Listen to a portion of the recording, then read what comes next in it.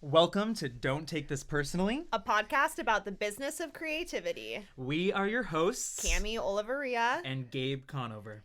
Yay! We're Okay, killing it. I just need to address that at the time of recording this, we just announced to all of you guys what we're doing. Yes. So it's not a secret anymore, so I'm Yes. really excited. Yes. The energy and vibes are high today. Yes, they are. So yeah, we can't wait. Yes. So anyhow, any hoozle doozle, as one of my friends says. All right, we need to move along. What are we talking about today? Can we really balance it all? Yeah, I really was stoked to talk about this. Like the whole concept of like balancing it all, you know. Work-life balance. Yeah, when you hear people say like, how do you balance it all? Does it exist? Does that exist? Are we doing it? No. Are we pulling that off? Are we doing okay? Yeah. But yeah, I think we both have just, I've been doing this since I graduated college. So I've been full-time for like, I don't know, 7 or 8 years. I'm feeling old. So old. I have a lot of years of practice. I had a lot of really bad years. I had some good years, some bad years, some rough years, better years of just like running this business and also like keeping control over my life. Gabe has to do this in a whole other level because he has little babies. Yes. Like he's a full family man and the Yes. sole provider for his family. Like this is my question for you. How do you balance it all? Because I have a hard time balancing it all and I'm not even like, I just have my dog. Yeah. And Victor. Well, I mean, the reality is, anytime you're starting in a new business, it's going to take a lot of your time. And when you go into it, you have to be okay with that. You really do have to be okay with that. And so it really just depends on what you are willing to sacrifice for a time. Because my first year full-time in 2018, that year specifically really, like, I spent more time on my business than... It's not even comparable how much I worked then compared to now. Yeah. And I think that, Like you worked more then. Yes, correct. Yeah. Correct. And, Michelle and I obviously together went into this and we're just like, okay, we know this is going to be a lot of work. So like, but we want it to happen and hopefully it will just be for a time. So we had to have like, that type of mindset in the beginning. And now, honestly, especially over the last year, I mean, some people would say like, oh, well, of course you have more of a work-life balance now because you don't get to work as much as you were expecting to because of COVID. But the reality is that's actually the opposite. This year has stretched most of us a lot more because we're searching for new ways to make an income. And it's a lot more of a stressful type of work too. Because in 2019, when I was doing my 50 weddings and everything was like flowing perfectly, it wasn't stressful because I knew where my income was coming from. So right now, I really do think I have a pretty good balance of things. And there are obviously very specific things I've put into place in order to make that happen and like very clear expectations that Michelle and I have with each other and then my clients have with me that I make clear. And those are kind of all the things we're going to talk about today. Going back to something you just said that's really interesting. I didn't even think about this till I heard you say it. You're right. Like, people assume that it's more downtime now because we have less weddings, and maybe that's true, but we still have to work, but without the promise of it actually bringing in money. And so it feels like, I don't know about you, but sometimes I feel like I'm just spinning my wheels and like, oh my God, is this gonna amount to anything? Like, what am I, like during like my preset launch phase, like I was working so hard getting that all ready and I was like, am I just spinning my wheels and keeping myself busy for something that's not even gonna like come out to be anything? Or such a great point. Stuff like that. And I think that adds like a whole other level of stress. And like when we're in the grind of shooting a lot, like yes, it's exhausting, but like we know where the income is coming like from. even though like that's really before interesting. I was spending 12 hours days on like weddings where like driving there, mentally preparing for them, getting my gear ready, and then actually shooting the 8 to 10 hour day, driving back, uploading all my photos. Like literally it was entire days of work. It didn't affect me nearly as much because I was like, well, I get to be off tomorrow and like I don't have to worry about where my money's coming from really because I've got it right here. And this not having that stress kind of made the work easier almost. Anyways, that's like I feel like the a whole mental other part topic. the mental like place that we go to when we're stressed the too, mental toll that takes that is time that being we're not going to get mode. back. It's time that we aren't spending with our friends or our family or whatever it is because we're just in a stress mode. Yes. Yeah. Yes. Well, will you give a little bit of background on like what your life looks like and what are you balancing? Okay, Like, yeah. what are you balancing? Yeah. So right now I have two full-time businesses, my photography business, and then I have a studio slash co-working space that is in the Oh, and works. let's just add a podcast And then onto let's that. add a podcast in. Yep. And preset sales. Woo! So yeah, that is all consuming my life right now. I mean, I am obviously I'm not doing as much wedding work, so that is true that I'm not doing as much when it comes to that, which is why I've been forced to kind of search for new creative outlets. Yeah. Anyway, side topic. And then yeah, I'm married. I have 3 kids. We own a house. And so there's a lot on the line for me, a lot of things I'm responsible for as far as finances go, because my wife doesn't work. She stays home with our kids. So yeah, those are the things I'm trying to balance. Is I'm like, especially now, like I need to make money to survive. Yeah. So I need to push hard right now. And I know everyone is going through some sort of, Everyone's going through their own version of that. Yeah, right now because of COVID, and that's understandable. So yeah, maybe now is a stressful time.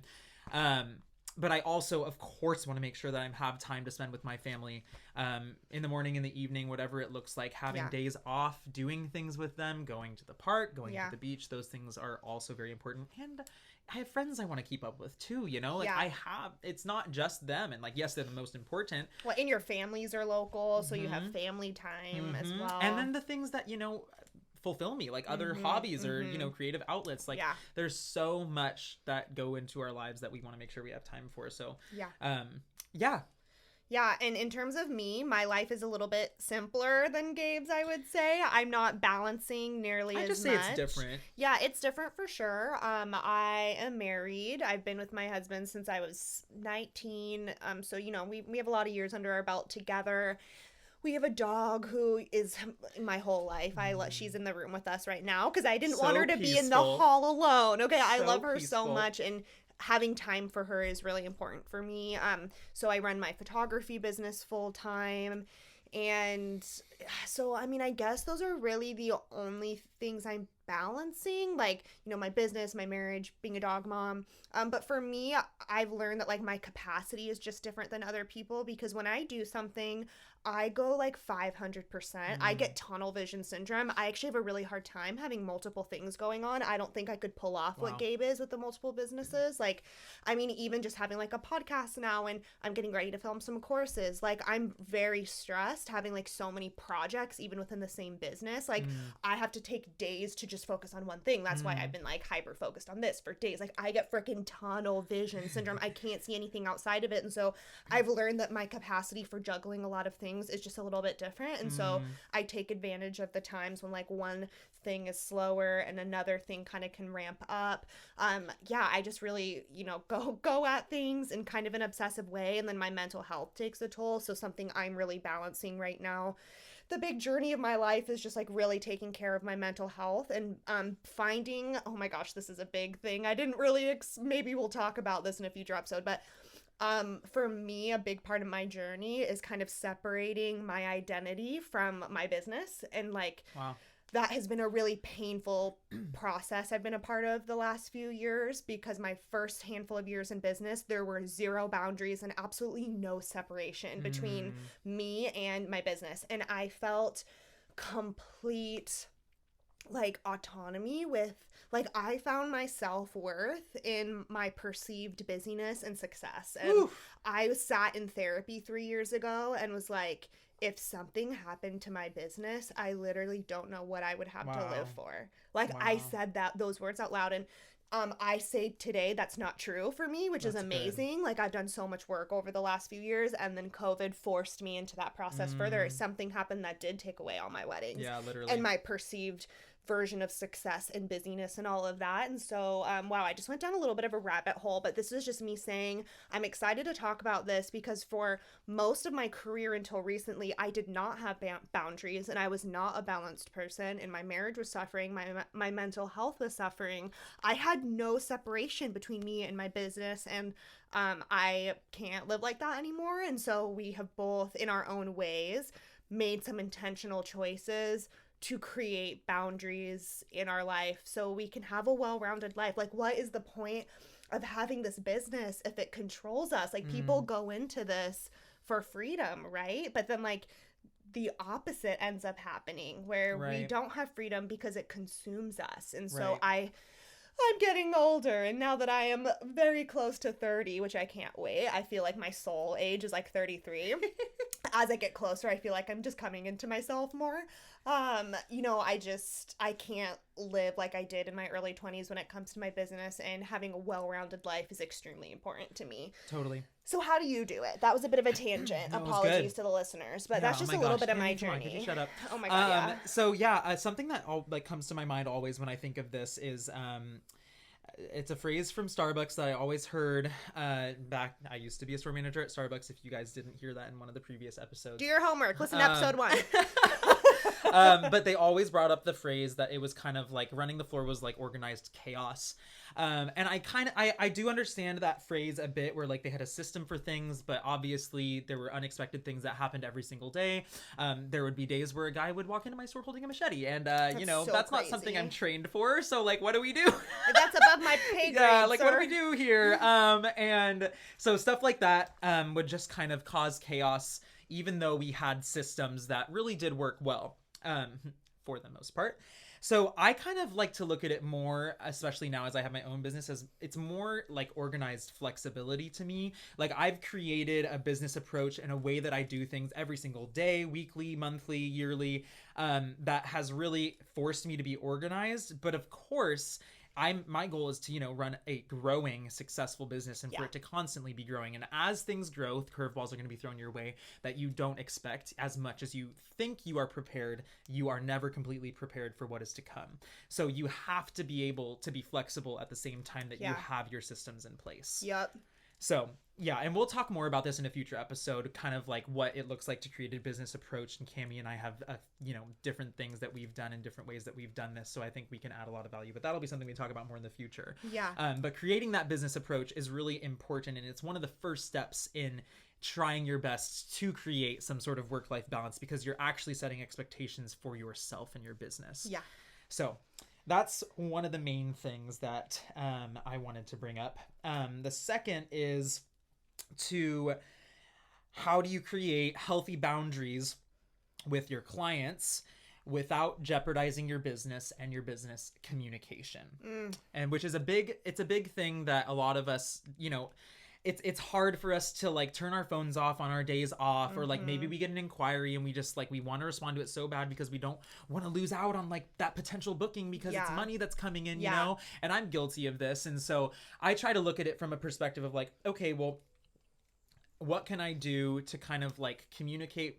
What are the expectations that I can create from the very beginning of someone's experience, so that they know exactly when they can hear from me next, and how, so how do you go about that? So in terms of my relationship with my clients, I do, if it's an inquiry, I do try to respond within a few hours. Same. I try super hard to do that. If it's already a booked client, I set the expectation that like within 24 hours, you'll probably hear back from me. I also have it like in my email signature to like, please though, use your brain. Like if it's the weekend, I don't say that. What I say, don't be stupid. Don't take this personally, but what I say in my email signature is like, you know, please keep in mind I'm usually shooting or at weddings on the weekends, and I take Mondays off. Yes. So if you reach out to me over the weekend, you're probably going to hear from me by Tuesday. And so I say that in my email signature. I also say that when a couple books with me, I send them an email back that just gives, like after they've already signed the contract and everything, I send them like a planning guide and an engagement shoot guide. And then this is where I send... Same. I know, it's like the same. And in this moment is when I tell them what they can expect from me communication-wise. So I say, I reach out at 2 months, 1 month, and 2 weeks out before the wedding. So cool. Feel free to reach out to me anytime. Please keep in mind, texting and DM is a pretty bad way to get in touch with me. I get a lot of DMs. It's hard to keep up with. I'm very bad at texting. Imagine if your job like reached out to you in all forms of communication. For me, that really overwhelms me. And so I just set the expectation, like, please email me. That's the best way to get a hold of me in make sure I respond to you. If couples do text me, I will often like email them back to be like, I'm not being passive aggressive. I just have to keep my communication with all my couples organized. So yeah, I just set the expectation that during the week, I'll probably get back to you within 24 hours, but just think logically, if it's the weekend, I'm probably out shooting. So I'll get back to you on my next business day. And then Mondays are the day me and my husband take off every week together. And so that's just like a boundary we set really early in our marriage. And this translates perfectly into your personal relationships too, because those expectations and like the honesty there needs to happen as well. Yeah. I love that my friends now, if I don't text them back on the weekend, I always feel the need. I'll like apologize. Like, I'm so sorry I didn't get back to you. Like I was blah, blah, blah, blah.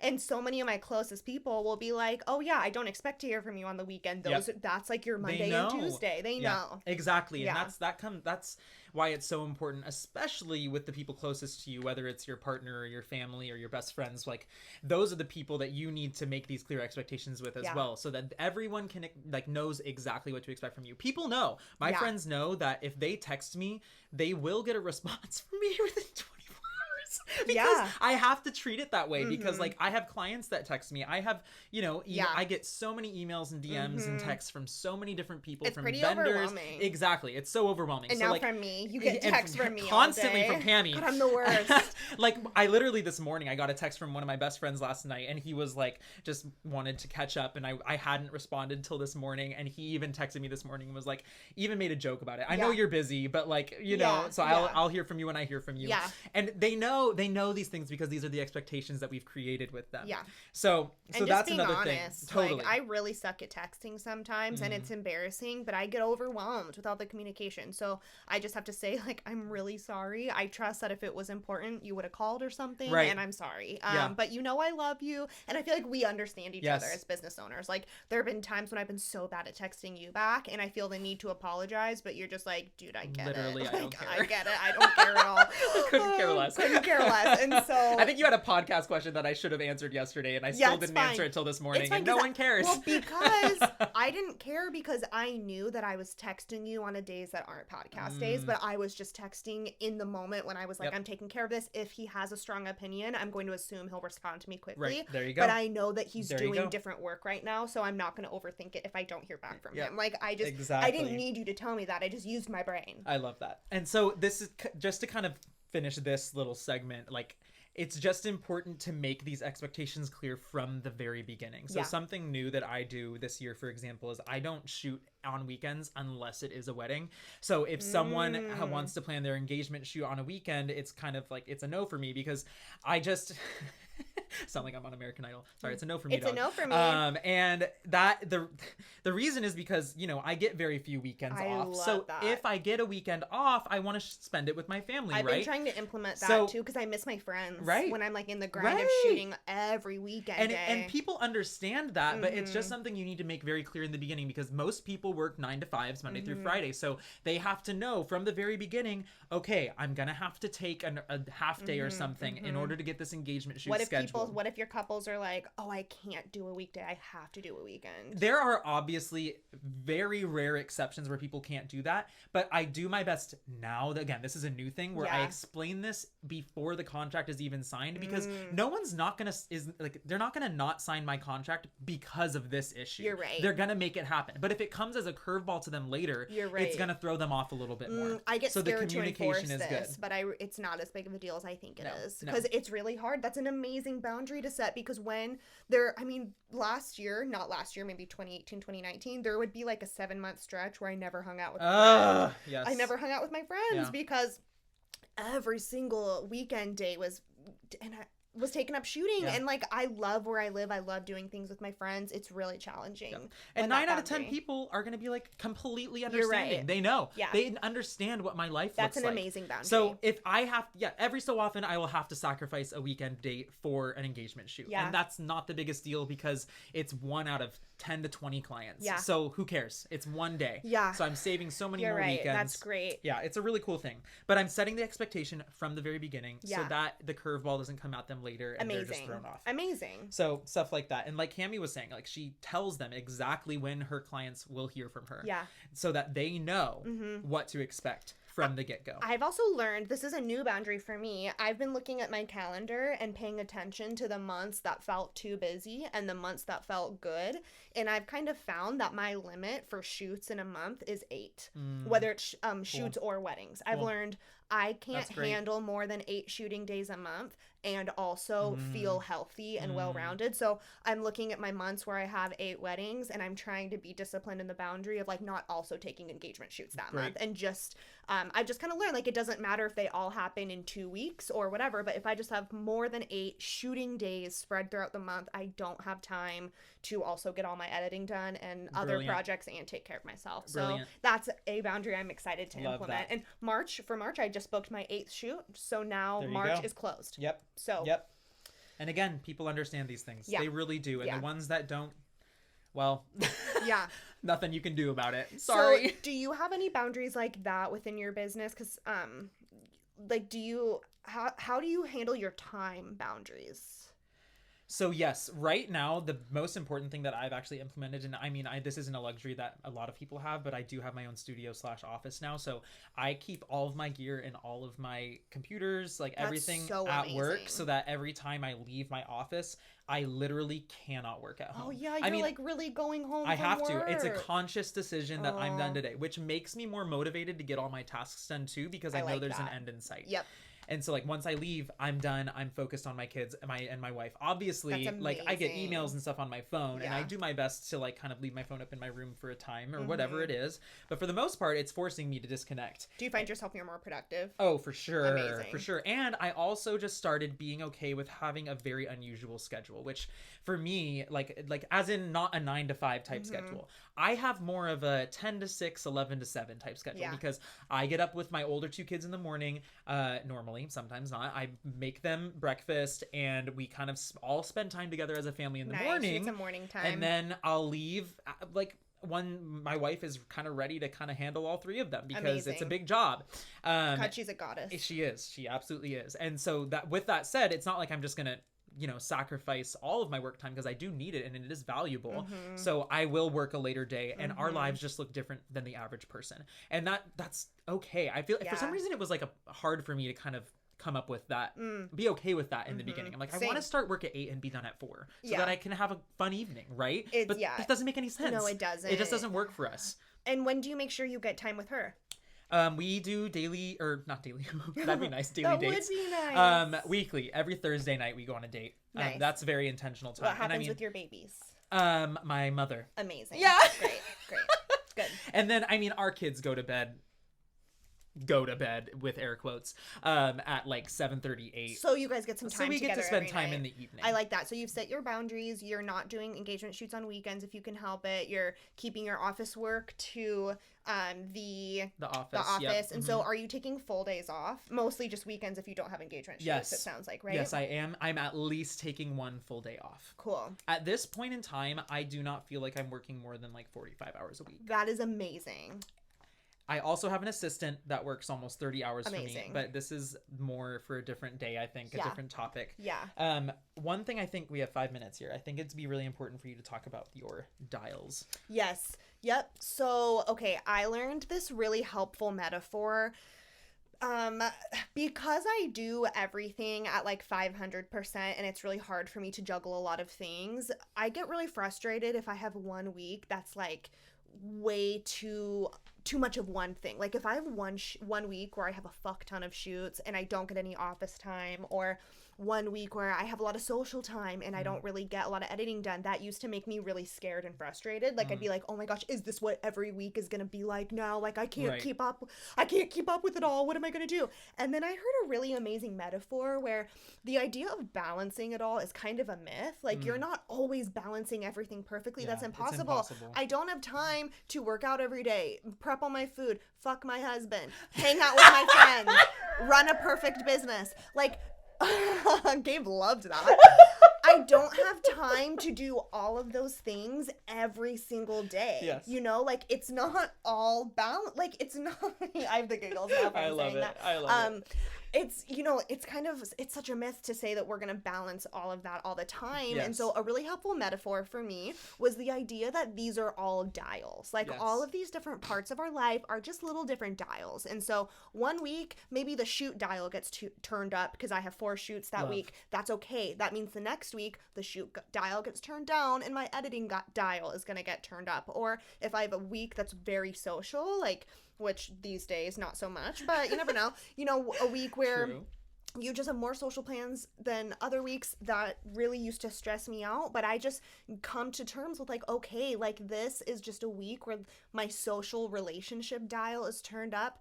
Next week, I'll turn the work dial back up. Right. And at the end of the collective week or month or year or whatever, all of those things will be balanced, but that doesn't mean it's balanced every single day. Yes, you gotta love go that. with what You will balance out. Yeah, like, it will all balance out, but not every day. And also go with your own energy. Like, there have been days, especially in the last year or so, where I just don't have it in me to work, and so my relaxation dial gets turned up for a few days. Yes. And I know that that's not forever, because I just know that, like, okay, I'm gonna give myself today and tomorrow to just, like, relax and read or whatever, and then the work dial's gonna get turned back up in a few days. And that literally happened to me last week, where I had a really rough day, and then the next day I went to the office for like 4 hours, and then I just came home, and Michelle was like, "What are you doing here?" And I'm like, amazing. I'm done.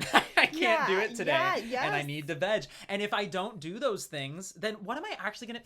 With the days that I'm like really stressed out and I like force myself to stay at work, I literally get nothing done. Correct. Nothing. Correct. So it's so much better for you to actually notice these triggers and these cues and just take advantage of them, make them happen so that you can rejuvenate, you can get that energy back. Yeah. And then the next day or the next week, the next month, you'll kill it because you finally took that time that you needed. And when I hear that, I just think of, like, you paid attention to yourself and used the dials. One dial you turned up, one you turned down. And because our 28-minute timer is about to go off, my last little train of thought here, I just want to make sure this is as practical as possible. For me and my own personal boundaries, my husband and I intentionally decided we are going to take every Monday off together. We decided this early.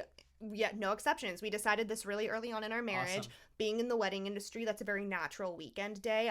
I'm tired. I wasn't really getting much done on Mondays anyways. He's a drum teacher. He can schedule lessons whenever we want. Monday is perfect. So we always get that time together, no matter how busy the week feels. We know we have that together. And then I go to the gym every day at 7 a.m. Also, kind of no exceptions. Of course, unless I, like, feel sick or I'm just too sore or whatever, obviously. But I'm saying I don't make excuses for, like, I just don't feel like it. Like, to me, I know I have to make it to the gym to, like, feel good every day and energized. And I do it first thing. So by the time I get up, I've worked out, I've eaten, I've showered, it's 10 a.m., I'm ready to work, I've already taken care of myself, and that has been, like, a really good boundary to set. Love. Yeah. And the last thing I want to say is that somehow you have to have peace with unpredictability. And obviously that's a very difficult thing to do. It's not something of switch you can just turn on. The first thing that comes to my mind is, like, looking at the dials thing. You have to be able to take a step back and not make it a daily balance, but make it a yearly balance. Like, look at your year. Did you balance everything out? Did you give the time to everything that you possibly needed throughout the year instead of the day, maybe? Yeah. So yeah. I'm going to give you one more minute to wrap that up if you feel like you were just cut off. The timer's about to go off in 2 seconds. Good. Okay. I, like, forced myself to finish. Nice. There we go. Love it. Wow. Well, with that said, thanks for joining us. That was a spicy convo. We really went right up to the buzzer. We did, and we killed it. So, balance is a myth. Just turn the dials. You'll get it all done. Take care of yourself. Organize flexibility. Yep. So that you can take care of your clients and everyone. And yeah, that's all from us. Stop having unrealistic expectations on yourself. Yeah, for real. Cut. Cut.